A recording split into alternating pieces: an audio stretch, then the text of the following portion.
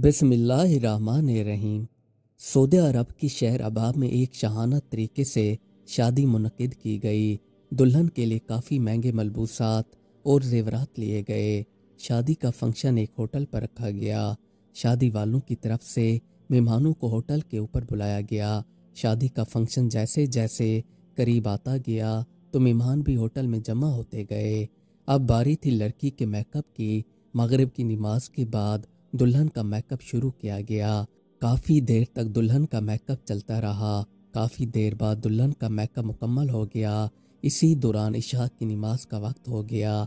दुल्हन के कानों में इशा की अज़ान सुनाई देने लगी। दुल्हन ने सोचा कि क्यों ना मैं पहले नमाज पढ़ लूँ। ये अपनी जगह से वज़ू करने की नीयत से उठी तो इसकी माँ ने पूछा कि तुम कहाँ जा रही हो।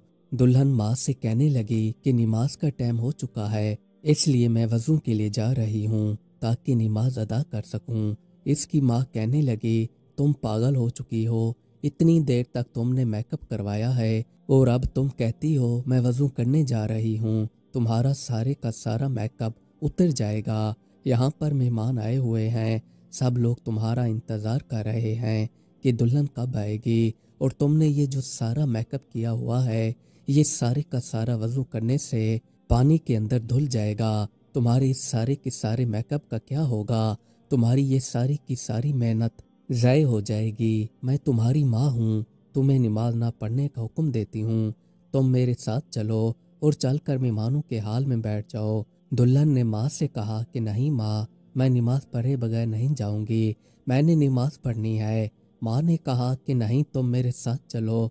दुल्हन ने माँ से मजबूर होकर कहा, ऐ माँ, अल्लाह की कसम मैं आपके साथ नहीं जाऊंगी और ना ही यहाँ से टस से मस होंगी। मैं पहले नमाज अदा करूंगी फिर आपके साथ जाऊंगी। मैं किसी दूसरे को खुश करने के लिए नमाज को नहीं छोड़ सकती। मैं वज़ू करके नमाज अदा करूंगी। दुल्हन की माँ ने कहा कि तुम वज़ू करोगी तो तुम्हारा सारा मेकअप उतर जाएगा और मेहमान क्या कहेंगे। इनको तुम ज़रा भी खूबसूरत नहीं लगोगी, तुम्हारा सारे का सारा मेकअप धुल जाएगा।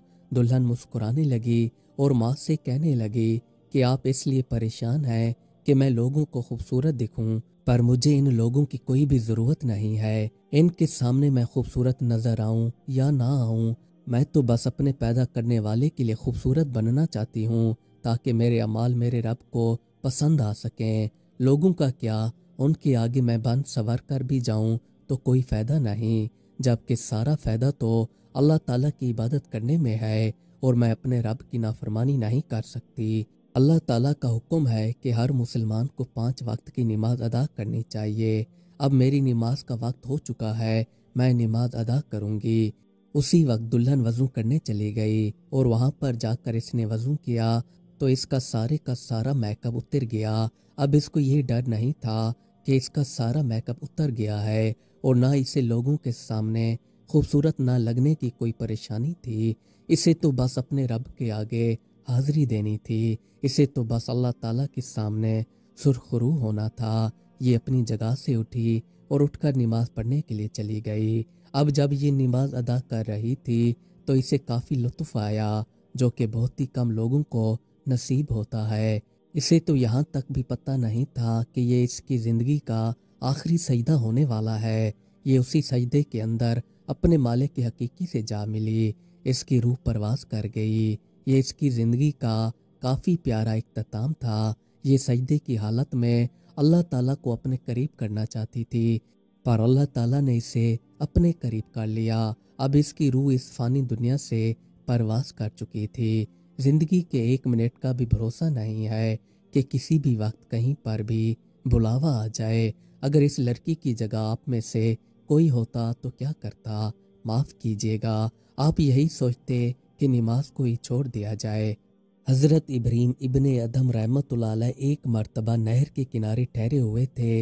इनको काफ़ी भूख लग रही थी तो अचानक इनको नहर में बहता हुआ एक सेब नज़र आया और सोचने लगे कि इसकी क्या कीमत हो सकती है। बस इन्होंने सेब उठाया और उठाकर इसको खा लिया। सेब खाने के कुछ देर बाद ये सोचने लगे कि ना जाने में मैंने किस बंदे का सेब उठाकर खा लिया है। क़यामत के दिन जब हिसाब होगा तो मैं वहाँ पर क्या जवाब दूंगा। अब ये इसी सोचो विचार में नहर के किनारे चलते गए। कुछ दूर जाकर इन्हें एक सेबों का बाग नजर आया जो कि नहर के ऊपर ही ठहरा हुआ था। इन्होंने वहां पर पूछा कि इस बाग का मालिक कौन है। तो आप रहमतुल्लाह अलैह को मालूम हुआ कि फलां घर में बाग का मालिक है। आप रहमतुल्लाह अलैह वहां पर जाकर दरवाज़ा खटखटाने लगे तो कुछ ही देर बाद वहां से नौकरानी निकल आई।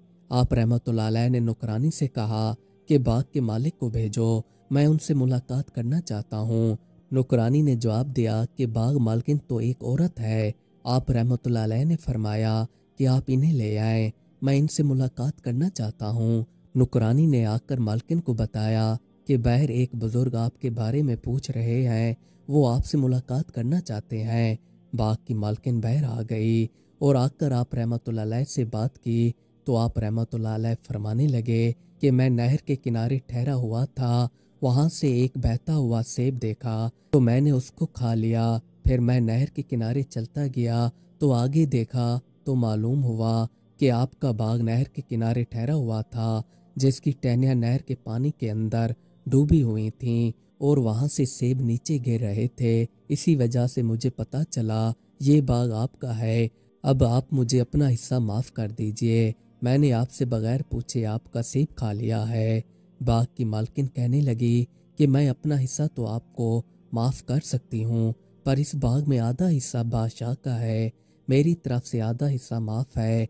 आप रहमतुल्लाह अलैह आधा हिस्सा माफ़ करवा कर बादशाह के पास चले गए। यहाँ पर आकर आपने बादशाह से फरमाया कि मैं नहर के किनारे ठहरा हुआ था, वहाँ पर आपके बाग से एक सेब बहता हुआ आया और मैंने अचानक इसको उठाकर खा लिया। तो फिर मुझे याद आया कि इस सेब का मालिक तो कोई और है, इसलिए मुझे पता चला कि इस बाग में आधा हिस्सा आपका है और आधा हिस्सा उस औरत का है। मैं उसके पास जाकर अपना आधा हिस्सा माफ़ करवा आया हूँ। आप मुझे अपना आधा हिस्सा माफ़ कर दें क्योंकि मैंने बगैर पूछे वो सेब उठाकर खा लिया था। जब बादशाह ने आप रहमतुल्लाह अलैह की ये बात सुनी तो बादशाह ने भी आपको अपना आधा हिस्सा माफ़ कर दिया। ये वो लोग थे जो हिसाब किताब देने से डरते थे। अल्लाह के जो नेक बंदे होते हैं ये बड़े मुत्तकी और परहेजगार होते हैं।